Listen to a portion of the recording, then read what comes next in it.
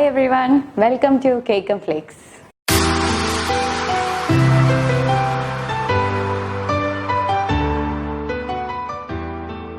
നമ്മൾ ഇന്ന് ആദ്യമായിട്ട് നിങ്ങൾക്ക് മുന്നിൽ പ്രസന്റ് ചെയ്യാൻ പോണത് ചീസ് കേക്ക് ആണ്. ഒരുപാട് തരം ചീസ് കേക്ക് ഒക്കെ എല്ലാവരും പരീക്ഷിച്ചു കാണും. നോ ബേക്ക് ചീസ് കേക്ക് ഉണ്ട്, അതുപോലെ ബേക്ക് ചെയ്തുകൊണ്ടുള്ള ചീസ് കേക്ക് ഉണ്ട്. അപ്പം ഞങ്ങൾക്ക് കിട്ടിയ റിക്വസ്റ്റുകളിൽ ഏറ്റവും കൂടുതൽ വന്നേക്കണത് ബേക്ക് ചെയ്തിട്ടുള്ള ചീസ് കേക്ക് നമ്മൾ എങ്ങനെയാണ് ഉണ്ടാക്കുന്നതെന്നാണ്. അപ്പം ഞങ്ങളുടെ chapter number 1 Japanese cheese cake.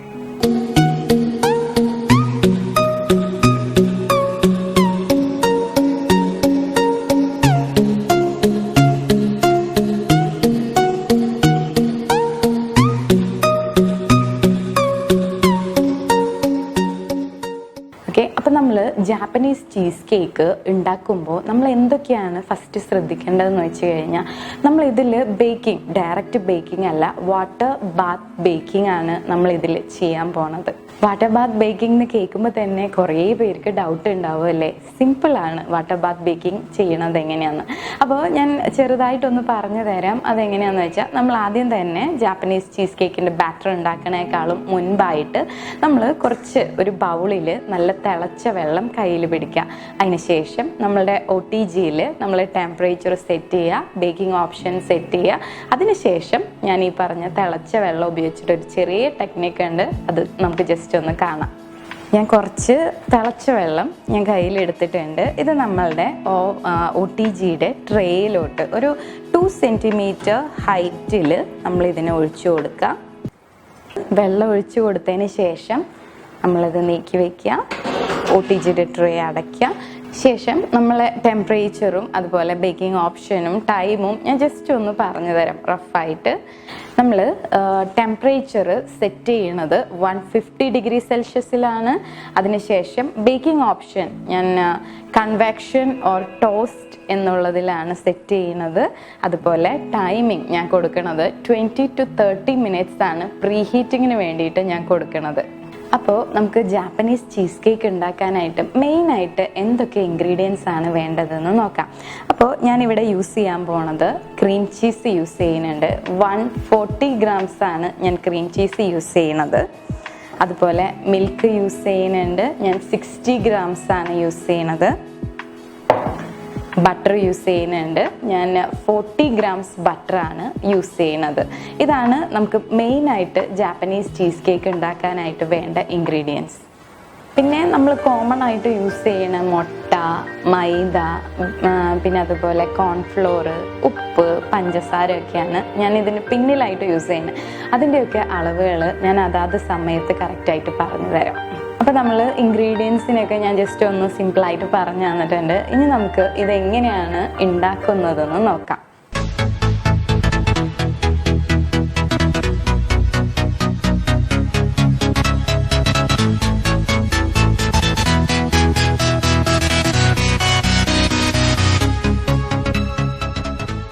അപ്പോൾ ഞാൻ ആദ്യം തന്നെ ഒരു ഇൻഡക്ഷൻ കുക്കറിൽ ഒരു ചെറിയ ബൗൾ വെച്ചിട്ടുണ്ട്.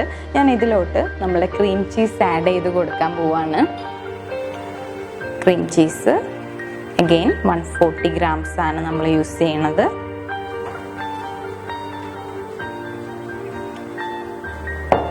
അതിലോട്ട് തന്നെ നമ്മളുടെ 60 grams മിൽക്ക് ചേർത്ത് കൊടുക്കാം. 40 grams ബട്ടർ,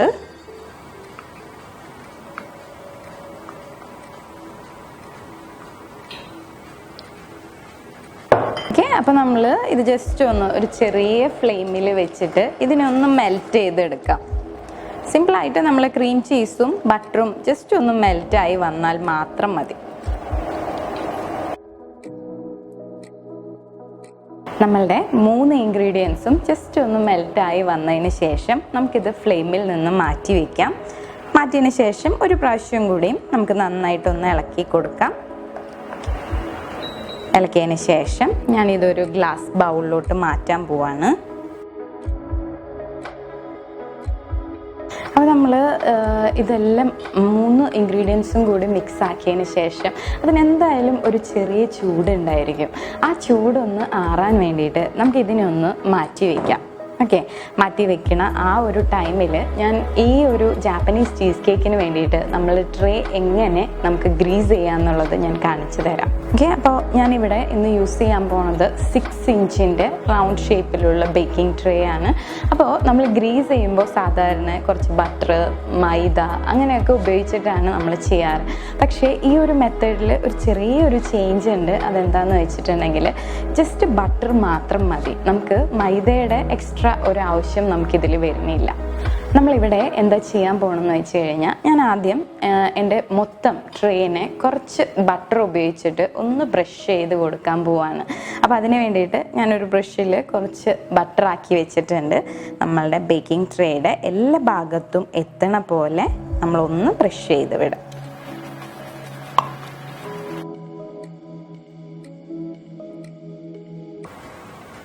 അപ്പം നമ്മൾ ബട്ടർ ഉപയോഗിച്ചിട്ട് നമ്മളുടെ എല്ലാ സൈഡും, ഉള്ളിൽ എല്ലാ സൈഡും നമ്മൾ ഒന്ന് ബ്രഷ് ചെയ്ത് വിട്ടിട്ടുണ്ട്. ഇനി നമ്മൾ നെക്സ്റ്റ് എന്താ ചെയ്യേണ്ടതെന്ന് വെച്ചാൽ, നമ്മൾ ഈ താഴത്തെ സൈസിനനുസരിച്ച് നമ്മളുടെ ബട്ടർ പേപ്പർ മുറിക്കണം. അതുപോലെ സൈഡിൽ എത്രയാണോ നമുക്ക് ആവശ്യമുള്ളത് അത്രയും ബട്ടർ പേപ്പർ നമ്മൾ ആദ്യം മുറിച്ച് വെക്കണം. അപ്പം ഞാൻ എന്താ ചെയ്തേക്കണമെന്ന് വെച്ചിട്ടുണ്ടെങ്കിൽ, നമ്മൾ സൈഡിൽ കവർ ചെയ്യാൻ വേണ്ടിയിട്ട് ഞാൻ നീളത്തിൽ ഇതുപോലെ ബട്ടർ പേപ്പർ വെച്ചിട്ടുണ്ട്, കട്ട് ചെയ്ത് വെച്ചിട്ടുണ്ട്. അപ്പോൾ നമ്മൾ ആദ്യം ഈ ബട്ടർ പേപ്പറിനെ സൈഡിൽ ജസ്റ്റ് ഒന്ന് വെച്ചിട്ട്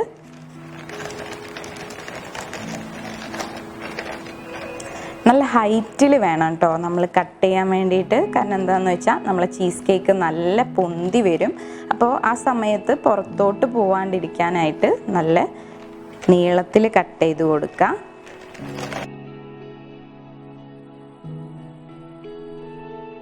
നമ്മളിപ്പോൾ സൈഡിൽ മൊത്തം കവർ ആവണ പോലെ ബട്ടർ പേപ്പർ വെച്ചിട്ടുണ്ട്. ഇനി നമുക്ക് സെൻറ്ററിലും കൂടിയും ബട്ടർ പേപ്പർ വെക്കണം അല്ലേ. അപ്പോൾ അതിന് വേണ്ടിയിട്ട് ഞാൻ റൗണ്ട് ഷേപ്പിൽ ഒരു ബട്ടർ പേപ്പർ മുറിച്ച് വെച്ചിട്ടുണ്ട്. ഇത് ഞാൻ കറക്റ്റ് സെൻറ്ററിലായിട്ട് ഇറക്കി വെക്കാൻ പോവാണ്.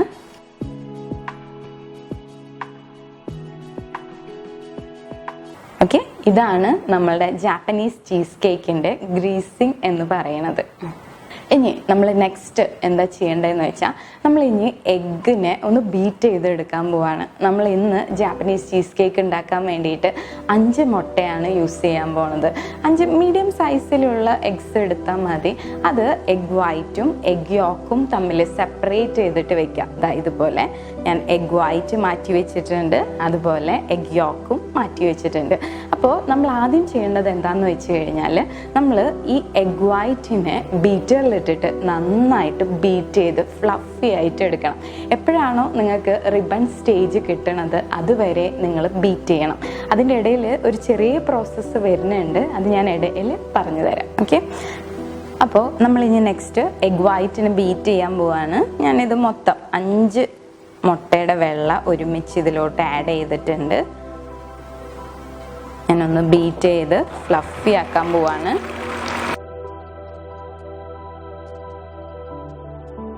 ഓക്കെ, അപ്പോൾ നമുക്ക് നമ്മളുടെ എഗ് വൈറ്റ് അടിഞ്ഞ് കുറച്ച് ബബിൾസ് ഒക്കെ വന്ന് തുടങ്ങുമ്പോൾ നമ്മൾ എന്താ ചെയ്യേണ്ടതെന്ന് വെച്ചാൽ, ഞാനൊരു 100 ഗ്രാം ഷുഗർ ഇവിടെ എടുത്തു വെച്ചിട്ടുണ്ട്. ഗ്രാനുലേറ്റഡ് ഷുഗറാണ് ഇത്. പതുക്കെ നമ്മളുടെ എഗ് വൈറ്റിലോട്ട് ചേർത്ത് കൊടുക്കാൻ പോവാണ്. ഇതാണ് ഞാൻ പറഞ്ഞത്, ഇടയിൽ കൂടെ ഞാനൊരു ചെറിയ സ്റ്റെപ്പ് ചെയ്യുന്നു കേട്ടോ. നിങ്ങളാവുമ്പോൾ ഇങ്ങനെ നിർത്തേണ്ട ആവശ്യമൊന്നുമില്ല, നിങ്ങൾ കണ്ടിന്യൂ ചെയ്തുകൊണ്ട് തന്നെ ഇത് ആഡ് ചെയ്ത് കൊടുക്കാം കേട്ടോ.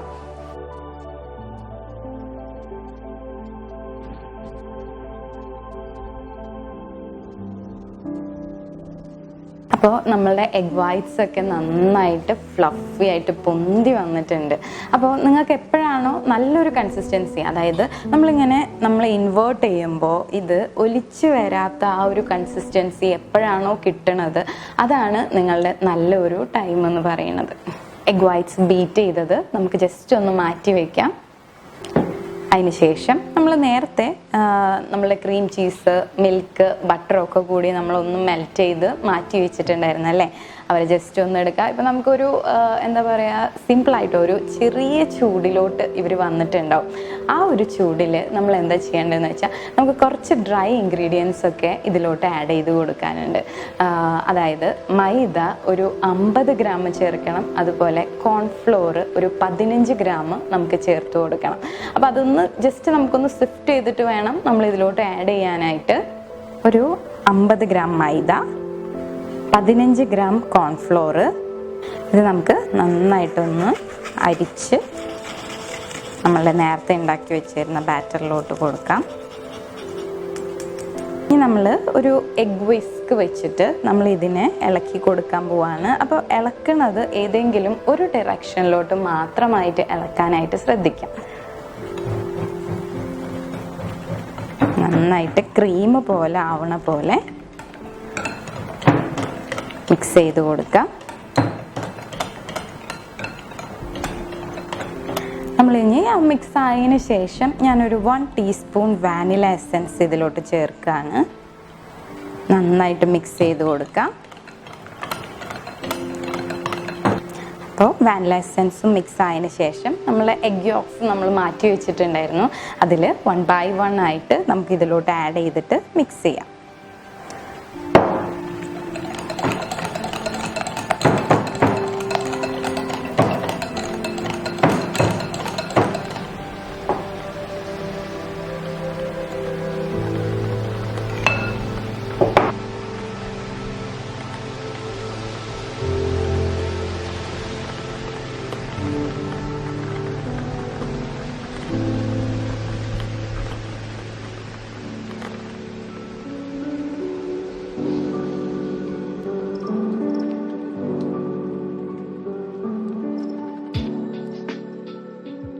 അപ്പോൾ നമ്മളുടെ എഗ് യോക്സും എല്ലാം ഇതും ഇട്ടിട്ട് നന്നായിട്ട് മിക്സ് ചെയ്ത് വെച്ചിട്ടുണ്ട്. ഇനി നമ്മൾ നേരത്തെ അടിച്ച മുട്ടയുടെ വെള്ള ഞാൻ ഇതിലോട്ട് ആഡ് ചെയ്ത് കൊടുക്കാൻ പോവാണ്. അത് ഞാൻ 3 ഇൻ്റർവെല്ലായിട്ടാണ് ചേർത്ത് കൊടുക്കാൻ പോണത്. നമ്മൾ ആദ്യം കുറച്ച് ഇതിൽ നിന്ന് എടുത്ത് ഇതിലോട്ട് ചേർത്ത് കൊടുക്കാം. നമ്മളുടെ എഗ് വിസ്ക് വെച്ചിട്ട് നന്നായിട്ട് ഇതിനെ മിക്സ് ചെയ്തെടുക്കാം. നമ്മൾ നെക്സ്റ്റ് ഇൻ്റർവെല് മുട്ട വെള്ള ആഡ് ചെയ്യാം.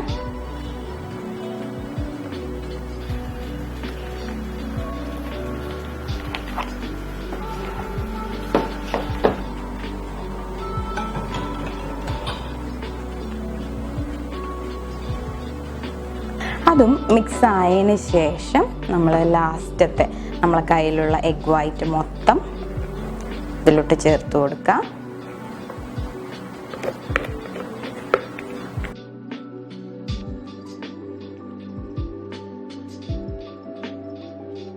നമ്മൾ വിസ്കൊക്കെ വെച്ചിട്ട് നന്നായിട്ട് ബാറ്റർ മിക്സ് ആക്കിയതിന് ശേഷം ലാസ്റ്റ് നമുക്ക് സ്പാച്ചില വെച്ചിട്ട് ജസ്റ്റ് നമ്മളുടെ ബാറ്ററിനെ ഒന്ന് ഫോൾഡ് ചെയ്തെടുക്കാം. നമ്മളെ ബാറ്ററിനെ നമ്മൾ ഗ്രീസ് ചെയ്ത് വെച്ച പാനിലോട്ട് ഒഴിച്ചു കൊടുക്കാം.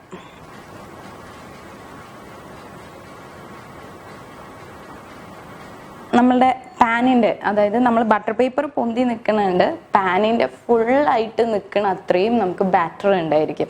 അപ്പോൾ നമ്മൾ ലാസ്റ്റായിട്ട് എന്താ ചെയ്യേണ്ടതെന്ന് വെച്ചാൽ നമ്മളൊരു ടൂത്ത് പിക്ക് എടുത്ത ശേഷം നമ്മൾ ഇതിൻ്റെ ഉള്ളിൽ ജസ്റ്റ് ഒന്ന് ഒരു സ്വേൾ പോലെ ഒന്ന് വരച്ചു കൊടുക്കുക. നമുക്ക് എന്തെങ്കിലും ഇടയിൽ തൊടാണ്ടിരിക്കുകയും അല്ലെങ്കിൽ ഫില്ലാവാണ്ടിരിക്കുന്നതോ ഉണ്ടെങ്കിൽ നമുക്കതൊന്ന് ഫില്ലാക്കാൻ വേണ്ടിയിട്ടാണ് ഇത് ചെയ്യണത്. നമ്മളെ ബാറ്ററിനെ നമുക്ക് ഓവൻ അല്ലെങ്കിൽ OTGയിലോട്ട് പ്ലേസ് ചെയ്യാം. വെക്കുമ്പോൾ സെൻറ്റർ പൊസിഷൻ വെച്ച് കൊടുക്കുക, ക്ലോസ് ചെയ്യുക. നമ്മൾ നേരത്തെ പറഞ്ഞ പോലെ ഞാൻ 150 ഡിഗ്രി സെൽഷ്യസിൽ ബേക്കിംഗ് ഓപ്ഷൻ ഞാൻ ഇട്ടേക്കുന്നത് ടോസ്റ്റോ കൺവെക്ഷൻ ആണ്. ടൈമിംഗ് ഞാൻ സെറ്റ് ചെയ്യാൻ പോണത് 35 to 40 minutes ആണ്. അപ്പോൾ നമ്മളുടെ ചാപ്റ്റർ നമ്പർ 1 ജാപ്പനീസ് ചീസ് കേക്കിൻ്റെ ഒരു ചെറിയ ടിപ്പ് ഞാൻ പറഞ്ഞുതരാം. നമ്മൾ ഉപയോഗിക്കണ അതായത് നമ്മൾ ഇൻഗ്രീഡിയൻസ് മെയിനായിട്ട് ഉപയോഗിക്കുന്നത് ക്രീം ചീസ്, അതുപോലെ ബട്ടർ, മിൽക്കൊക്കെ നമ്മൾ യൂസ് ചെയ്യുന്നുണ്ടല്ലോ. അപ്പോൾ നമ്മൾ ക്രീം ചീസ് ഉപയോഗിക്കുമ്പോഴായാലും ബട്ടർ ഉപയോഗിക്കുമ്പോഴായാലും എല്ലാതും അൺസോൾട്ടഡ് വാങ്ങിച്ചിട്ട് യൂസ് ചെയ്യാനായിട്ട് ശ്രദ്ധിക്കുക.